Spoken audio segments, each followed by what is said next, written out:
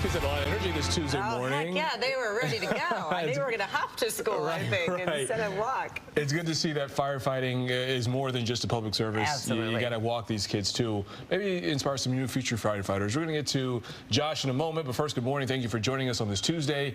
I'm Brandon Hudson. And I'm Amy Lange, and we begin with the news alert we've been following all morning long, and that is that the Michigan Supreme Court has denied an appeal request by the parents of the Oxford High School shooter. So they wanted the charges against them thrown out, and this decision comes several days after their son learned that he could spend the rest of his life in prison. James and Jennifer Crumbly filed a petition with the High Court in May, arguing they are not responsible for the shooting committed by their son after they were ordered to stand trial on involuntary manslaughter by several lower courts. This was an unprecedented move.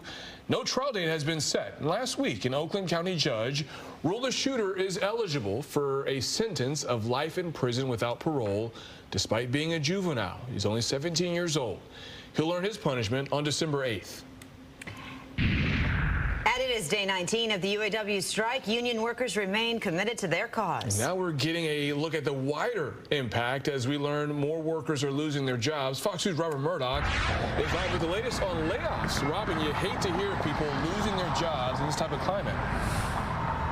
Yeah, you do hate to hear about that, but we also knew that this likely would be coming, Brandon and Amy. As you guys know, we are now entering week 3 of this historic layoff, and the 6-hour shifts that these workers are now pulling on these picket lines really is having quite the impact. The automakers, they are announcing more layoffs, and the cost of the strike is now estimated at nearly $4 billion. Instead of working the line, these UAW workers outside the Ford, Michigan assembly plant here in Wayne have now been walking it for 19 days straight. The historic strike against the Big Three now having some big consequences. More layoffs this week, and a new report just released shows significant setbacks financially. Well, it's like a domino effect. I mean, the longer it is, it's going to affect more and more companies, more and more people. According to the Anderson Economic Group, a consulting firm out of East Lansing, since mid-September, the strike has cost some $4 billion. Broken down, that's $325 million alone in lost wages, $1.1 billion in manufacturer losses, close to $1.3 billion in losses to suppliers, and another $1.2 billion in dealer and customer losses. We're making an impact, but if they can take these losses like that, then they could just as well give us some of that money that they're losing, and everything would go back to normal. With some 43 different General Motors, Stellantis, and Ford facilities on strike in 20-plus states, the walk-off is now leading to additional layoffs as well. GM notified 164 workers at sites in Ohio and Indiana that they are out of a job for now, while 330 employees at Ford facilities in Ohio and Illinois were also told not to report to work this week. But I'm putting out the SOS to all of our local unions in the area. Come out and support us. Get involved. Come out and walk our picket line. As you know, last Friday, UAW President Shawn Fain announced the next wave of walkouts, this time targeting the Chicago assembly plant where they make the Ford Explorer and Lincoln Navigator, and GM's Delta Township assembly plant near Lansing that produces SUVs like the Buick Enclave and the Chevy Traverse. More pickets are predicted if contract talks don't progress soon. Now, according to that report that was just released, week 2 of this UAW strike was more costly than the first, and that is because suppliers were hit hard in that round. As you guys know, right now, more than 25,000 UAW workers all across the country are on strike. We are live outside the Ford, Michigan assembly plant here in Wayne.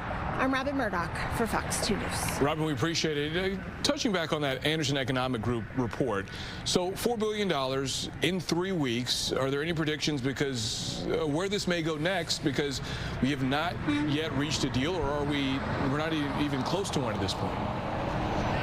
Well, at this point, they do predict that things are going to get a little bit worse for Ford. As you know, in week 2, they were spared any targets. Then last week, as you know, their assembly plant in Chicago, it was targeted, and that affects some of their most popular as well as profitable SUVs. So the ripple effect is certainly going to continue. Back to you, Brandon. We appreciate it, Robin. Thank you so much. Have a good day. Amy.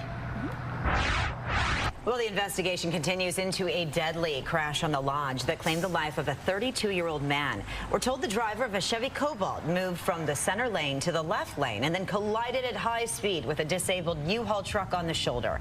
The crash shutting down the southbound lanes near Grand Boulevard for hours during the evening commute. Now, there were 3 children and 1 other adult in that car. All suffered non-life-threatening injuries. This morning, the cleanup continues on what's left of this house here on Detroit's west side. An explosion rocked the neighborhood. Less than 24 hours earlier, and the boom could be heard from several blocks away. Yeah, and when you see that damage, it is amazing that only 1 person suffered a minor injury in the blast. Fox 2's Dave Spencer has the very latest on the investigation.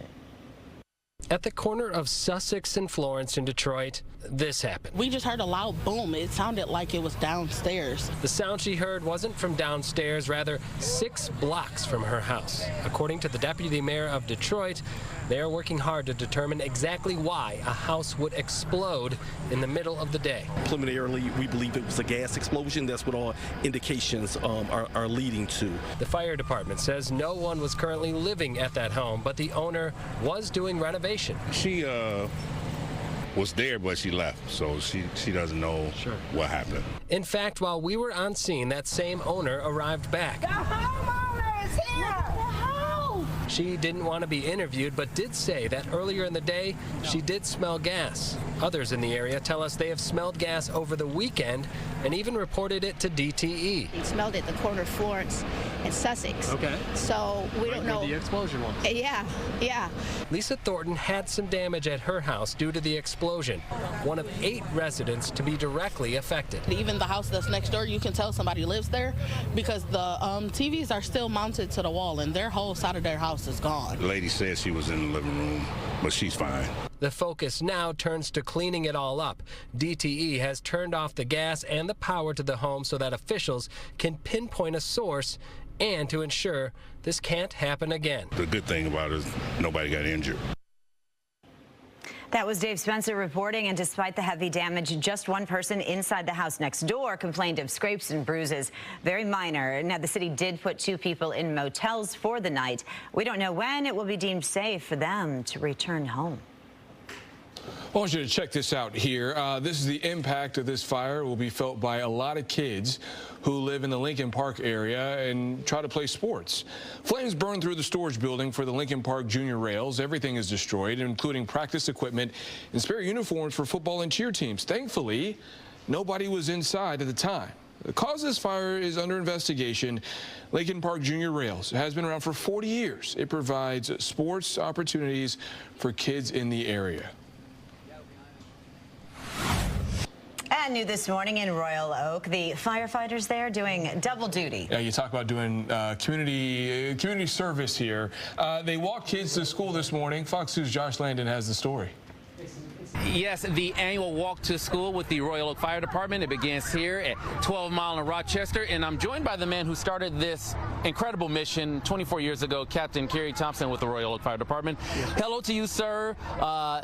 A big day here, fun day, but also a big announcement for you. Sure.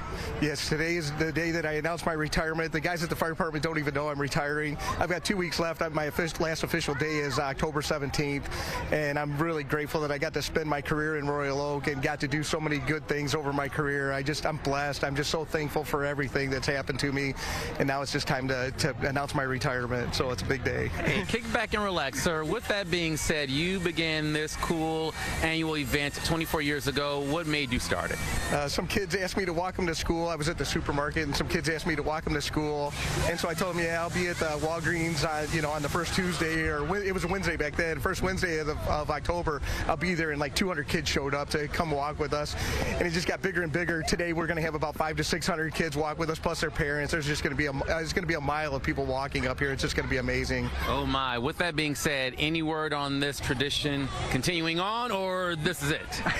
I sure hope it continues on. Like I said, the firefighters, they don't know that I'm retiring yet, so I hope somebody picks up the ball and runs with it.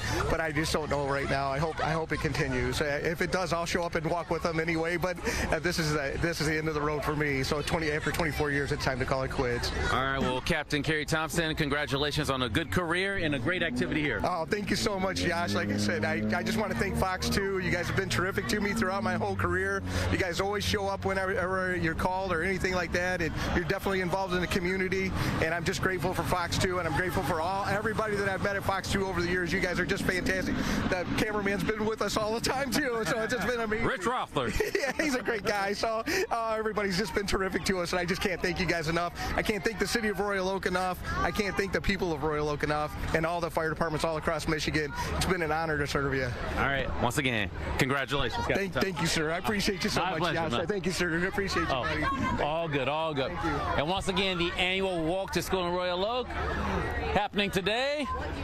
A lot of kids behind me enjoying the day ahead. In Royal Oak, Josh Landon, Fox 2 News. Hey, guys.